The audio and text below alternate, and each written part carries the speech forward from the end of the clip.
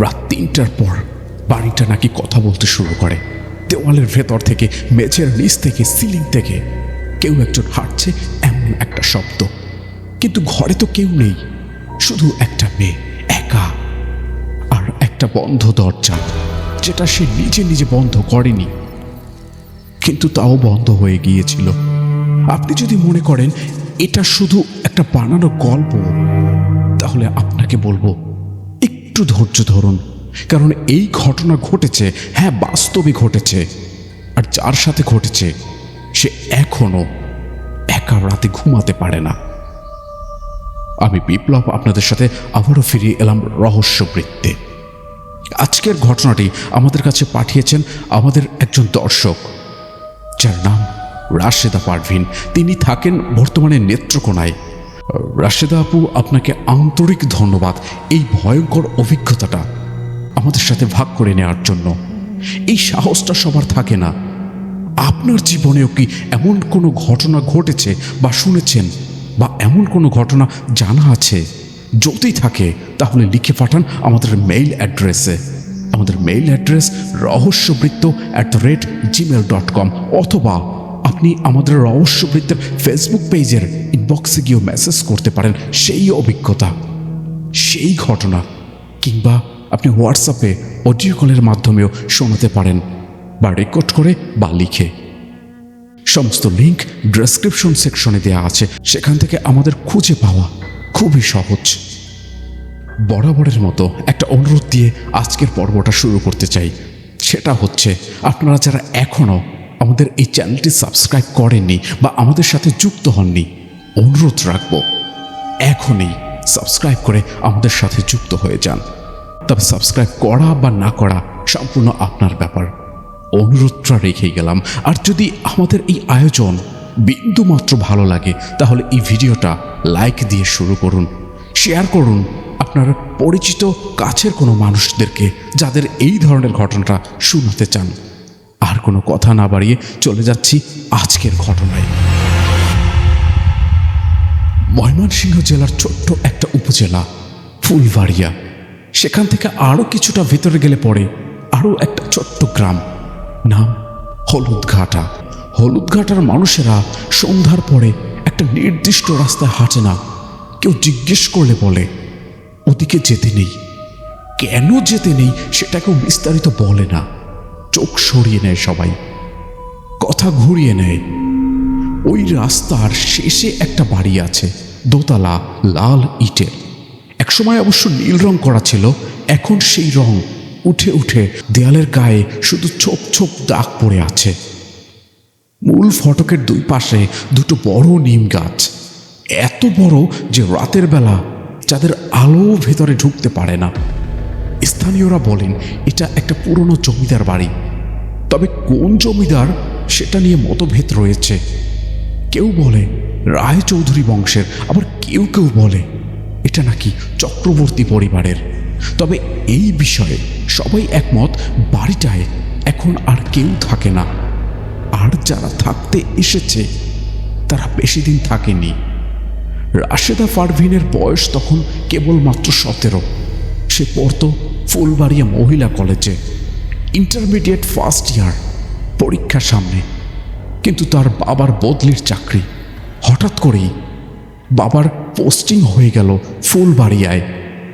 এত তাড়াতাড়ি যে থাকার তেমন একটা জায়গা ঠিক করার সময় পর্যন্ত পায়নি তারা। এলাকার একজন পরিচিত বললেন হলুদঘাটায় একটা পুরনো বাড়ি পাওয়া গেছে, ভাড়া তুলনামূলক কম, বড় ঘর, পরিষ্কার পরিচ্ছন্ন, যদিও একটু দূরে। রাশেদার বাবা রাজি হয়ে গেলেন। রাশেদার মা একটু দ্বিধা করছিলেন। বাড়িটা দেখতে গিয়ে কেমন যেন একটা অস্বস্তি লেগেছিল তাদের মনে, কিন্তু তিনি নিজেও বুঝতে পারেননি কেন এই অস্বস্তি ভাব। বাড়িটা সুন্দরই তো, পুরনো হলেও বেশ মজবুত, ছাদ থেকে পানি পড়ছে না, মেঝেও যথেষ্ট শক্ত। তারা উঠে গেলেন। প্রথম রাতেই রাশেদার ঘুম হয়নি, কিন্তু সে ভেবেছিল নতুন জায়গা এমনটা হয়, সবার ক্ষেত্রেই হয়, এবং এমনটা হওয়াটাও স্বাভাবিক। সপ্তাহখানেক পরের কথা, রাশেদার ঘরটা ছিল দোতলায়। বাড়িটা আকারে বেশ বড় হলেও তারা শুধু নিচতলায় আর দোতলায় দুটো ঘর ব্যবহার করতেন, বাকি অংশ মূলত বন্ধই থাকত। দোতলার করিডোরের শেষ একটা ঘর ছিল বড়, ভারী একটা কাঠের দরজা দেওয়া, তালা লাগানো ছিল সর্বদা। বাড়িওয়ালা বলেছিলেন ওই ঘরে পুরনো জিনিসপত্র আছে, খোলার দরকার নেই। রাশেদাও কখনো ওই দরজার দিকে বেশি মনোযোগ দেয়নি, কিন্তু একদিন রাতে সে টের পেল দরজার ওপাশ থেকে একটা শব্দ আসছে, মৃদু, খুব মৃদু। প্রথমে ভাবলো হয়তো ইঁদুর। পুরনো বাড়িতে ইঁদুর থাকে, এটাও স্বাভাবিক, কিন্তু পরের রাতে শব্দটা আরো একটু স্পষ্ট হলো। মনে হচ্ছে কেউ যেন ঘরের ভেতর পায়চারি করছে, ধীর পায়ে, একটু থামছে আবার হাঁটছে। রাশেদা বিছানায় উঠে বসলো, কান পাতল। শব্দটা থামলো, সে আবার যথাক্রমে শুয়ে পড়ল। শব্দটা আবার শুরু হলো। সারা রাত রাশেদা ঘুমায়নি।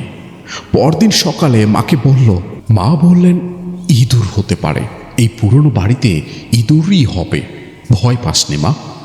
কিন্তু রাশেদার মনে একটা প্রশ্ন থেকে গেল, ইঁদুর কি এত নিয়মিতভাবে হাঁটে, এত মানবিক ছন্দে হাঁটে?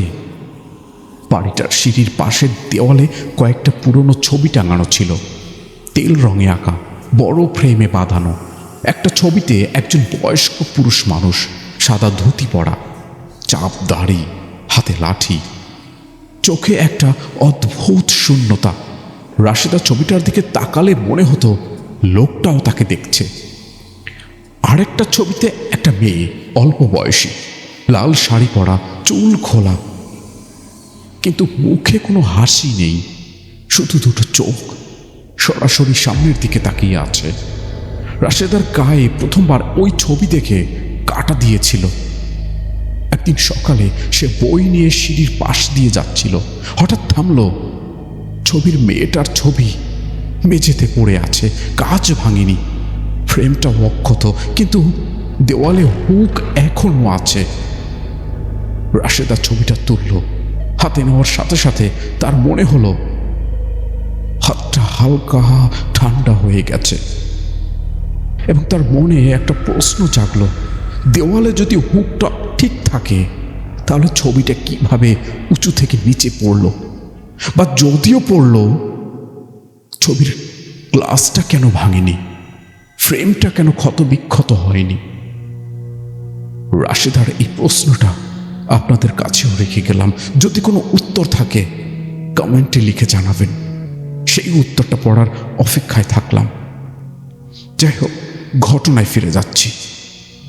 রাশেদা কিছুটা অবাক হয়েই সেই ছবিটা ওখানেই রেখে দিল, আর নিল না। সন্ধ্যায় সে মাকে ডেকে ছবিটা আবার দেওয়ালে লাগিয়ে দিতে বলল।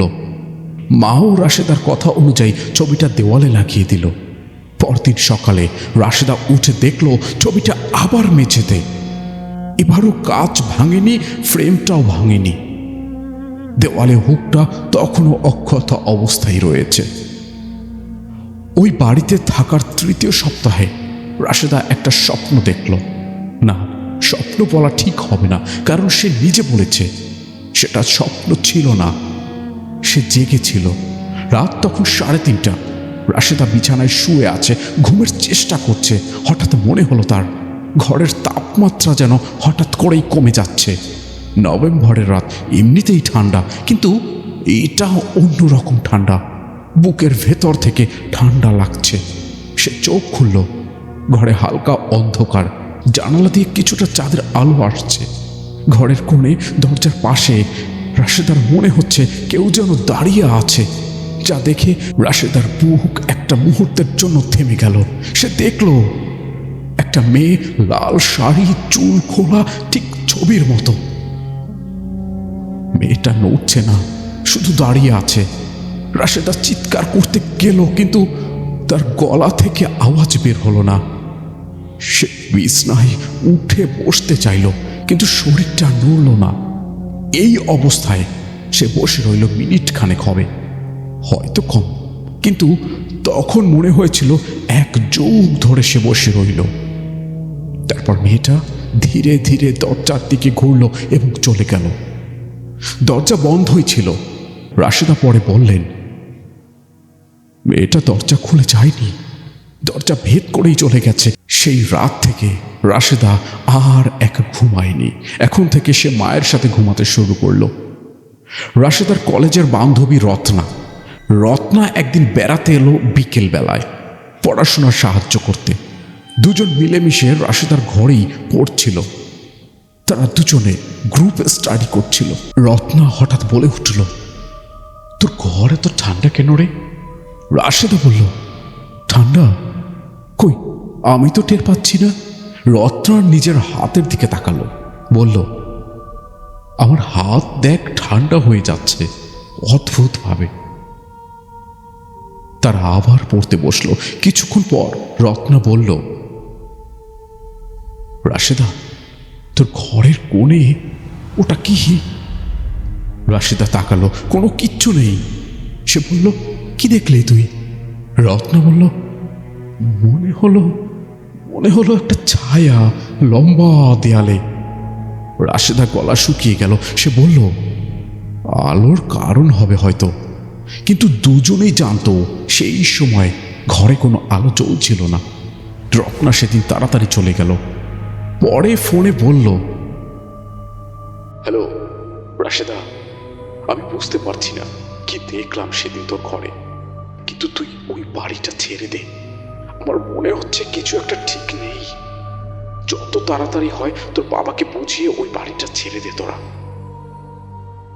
এরপর আসে সেই রাতের কথা। ডিসেম্বরের শুরু, পরীক্ষায় মাত্র কয়েকদিন আগে। রাশেদার বাবা ঢাকায় গিয়েছেন একটা জরুরি কাজে। বাড়িতে শুধু রাশেদার মা আর রাশেদা। রাত তখন প্রায় 2টা। হঠাৎ রাশেদা ঘুম থেকে উঠল।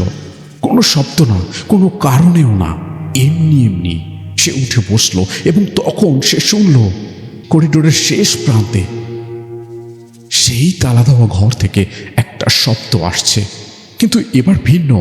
হাঁটার শব্দ না, এবার কান্নার শব্দ, মেয়েলি কণ্ঠে, মৃদু, থেমে থেমে। রাশেদা শুয়ে রইল, নড়ল না। কান্নাটা কিছুক্ষণ পর থামল। তারপর একটা শব্দ, দরজায় নক।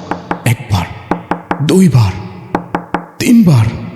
রাশেদার হৃৎপিণ্ড টিপ টিপ করছে। সে মাকে ডাকতে গেল, কিন্তু গলা থেকে আওয়াজ বের হচ্ছে না। আবার 4র্থবার নক, 5ম নক। তারপর থামল। রাশেদার জানালা দিয়ে বাইরে তাকালো। উঠোনে গেটের কাছে একটা ছায়া, লম্বা, চিকন, স্থির। রাশেদা চোখ বন্ধ করলো। কিছুক্ষণ বন্ধ করে থাকার পর আবার খুলল। দেখলো ছায়া নেই। পরদিন সকালে রাশেদা বের হলো। পাড়ার চায়ের দোকানে একজন বুড়ো মানুষ বসে থাকেন সকালে। নাম তার কেরামত আলী। বয়স 70-এর বেশি হবে হয়তো। তিনি এই এলাকায় সারা জীবন ছিলেন, অর্থাৎ তার জন্মই ছিল এই এলাকায়। রাশেদা তার কাছে গেলেন, জিজ্ঞেস করলেন, চাচা, ওই বাড়িটা কার ছিল? ওখানে কি হয়েছিল? কেরামত আলী চায়ের কাপ নামিয়ে রাখলেন। দীর্ঘ একটা নিঃশ্বাস। তারপর বললেন, তোমাদের ওই বাড়িটা নেওয়া ঠিক হয়নি মা। রাশেদা বলল, কেন চাচা? তিনি বললেন, বাড়িটা রায়চৌধুরীদের। দেশ ভাগের আগ থেকেই ওই এলাকায় ছিলেন তারা, জমিদারি করতেন। লোকটার নাম ছিল হরিশ রায়চৌধুরী। বদমেজাজি ছিলেন। শোনা যায় লোকমুখে অনেক অন্যায় করেছেন। রাশেদা বলল, আর মেয়েটা? কেরামত আলী চমকে তাকালেন, বললেন, তুমি কিভাবে জানলে যে একটা মেয়ে আছে? রাশেদা বলল, ছবি আছে দেওয়ালে, লাল শাড়িতে। কেরামত আলী চুপ করে রইলেন। তারপর বললেন, তুমি যে ছবিটার কথা বলছো ওটা সৌমিত্রা, হরিশের মেয়ে। দোতলায় ওই বন্ধ ঘরেই থাকতেন। শোনা যায় বাবা তাকে কোনো এক বিষয়ে শাস্তি দেওয়ার জন্য মাসের পর মাস ঘর বন্দি করে রেখেছিলেন। একদিন সকালে উঠে দেখে সুমিত্রা আর নেই। এই কথাটা শুনে রাশেদার গলা শুকিয়ে গেল। সে বলল, তাহলে কি সুমিত্রা মারা গিয়েছিল? কেরামত আলী মাথা নাড়লেন। কিভাবে মরেছে তা কেউ জানে না। বাইরে থেকে তালা দেওয়া ছিল, ভেতরে যাওয়ার পথ ছিল না। তবুও মেয়েটা মারা গেল। রাশেদা বলল, চাচা, এটা কত বছর আগের কথা হবে? কেরামত আলী বললেন, তাও তো অন্তত 50 বছরের বেশি। কিন্তু তুমি বলো তো মা, রাতে কি কিছু শুনেছ? রাশেদা উত্তর না দিয়ে উঠে চলে আসলো ওখান থেকে। রাশেদার বাবা ঢাকা থেকে ফিরলেন সন্ধ্যায়। রাশেদা সব বলল। বাবা প্রথমে হাসলেন, বললেন, পুরনো বাড়িতে ভয় লাগে রে মা, এটা স্বাভাবিক। কিন্তু মা আর এবার চুপ রইলেন না। তিনিও বললেন কয়েকটা জিনিসের কথা যেটা তিনি আগে বলেননি। ছবিটা পড়ে থাকার কথা, রাতের শব্দের কথা। বাবা রাতের খাবার খেয়ে বললেন, আচ্ছা ঠিক আছে, কাল সকালেই আমি বাড়িওয়ালাকে জানাবো, বাসা বদলাবো তাহলে। সেই রাতটা রাশেদা বলেছেন তার জীবনের সবচেয়ে ভয়ের রাত ছিল। রাত 12টার পরে বাবা ঘুমিয়ে পড়লেন, মাও ঘুমিয়ে পড়লেন। রাশেদা ঘুমাতে পারছিল না। সে মায়ের ঘরে শুয়ে আছে, চোখ বন্ধ, কিন্তু তার চোখে ঘুম নেই। তখন দরজায় শব্দ ধীরে ধীরে শোনা যাচ্ছে। নখ না, যেন কেউ হাত বুলাচ্ছে দরজায়। রাশেদার চোখ খুলল না। শব্দটা চলতে থাকলো। কিছুক্ষণ পর শব্দটা থামলো। এরপর দরজার নিচ থেকে একটা জিনিস ঢুকলো, একটা কাগজ, পুরনো হলদে হয়ে যাওয়া একটা কাগজ। রাশেদা উঠে নিল এবং সেই কাগজটা ছিল একটা চিঠি। লেখা ছিল, তুমি আটকে যাবে আমার মতো। রাশেদা সেই কাগজ হাতে নিয়ে চিৎকার করে উঠল। বাবা মা ছুটে এলেন। বাবা কাগজটা দেখলেন, চুপ করে রইলেন কিছুক্ষণ। তারপর বললেন, আজ রাতেই বের হব। ভোর 5:30টায় তারা বাড়ি ছেড়ে বের হলেন। সঙ্গে নিলেন শুধু প্রয়োজনীয় জিনিসপত্র, বাকি সব ফেলে রেখে গেলেন। রাশেদা বলেছেন, গেটের বাইরে এসে পেছনে একবার তাকিয়েছিলেন। সেই দোতলার জানালায় একটা অবয়ব দাঁড়িয়েছিল, লাল শাড়ি পরা। রাশেদা আর পেছনে তাকায়নি। রাশেদার বাড়ি ছাড়ার কিছুদিন পর পাড়ার লোকেদের মাধ্যমে জানা গেল, সেই তালা দেওয়া ঘরের দরজা কে যেন খুলে রেখেছে। বাড়িওয়ালা গিয়ে দেখলেন ঘরটা খালি ছিল, কিন্তু ঘরের মাঝখানে মেঝেতে পুরনো হাতের লেখায় একটা কথা লেখা। অনেক বছরের পুরনো লেখা, ধুলো পড়ে গেছে, কিন্তু স্পষ্ট পড়া যায়। লেখাটা ছিল একটাই বাক্য, আমি এখনো এখানে আছি। সেই বাড়িতে এরপর আর কেউ ভাড়া নিতে যায়নি।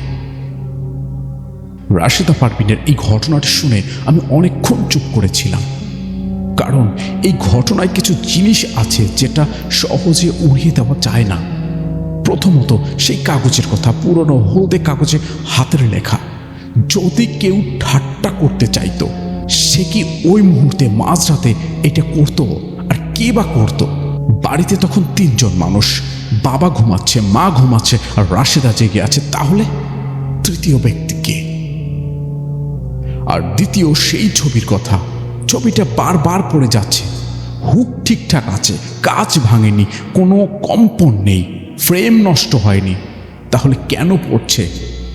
মানসিক বিজ্ঞানে একটা ব্যাখ্যা দেয়, এটাকে বলা হয় কনফার্মেশন বেস। যখন আমরা ভয় পাই তখন সাধারণ ঘটনাকেও অসাধারণ মনে হয়। ইঁদুরের শব্দকে পায়ের শব্দ মনে হয়, বাতাসের কারণে পড়ে যাওয়া ছবিকে রহস্যময় মনে হয়। কিন্তু রত্নাও তো ছায়া দেখেছিল, সে তো আগে থেকে ভয় পায়নি, সে বাইরে থেকে এসেছিল। আর তৃতীয়ত, সুমিত্রার গল্প। 50 বছরের আগে বন্ধ ঘরে একটা মেয়ে মারা গিয়েছে বা গেছে বলে মনে হয়। সত্যি ঘটনা হয়ে থাকলে সেই আত্মা কি সত্যি সেখানে আটকে আছে আজও? ধর্মীয় দৃষ্টিভঙ্গি থেকে অতৃপ্ত আত্মা স্থানে আটকে থাকতে পারে, এটা অনেক ধর্মে বিশ্বাস করে। বৈজ্ঞানিক দৃষ্টিভঙ্গিতে পুরনো বাড়ির দেওয়ালে বিভিন্ন গ্যাস জমে থাকতে পারে, ইনফ্রাসাউন্ড তৈরি হতে পারে।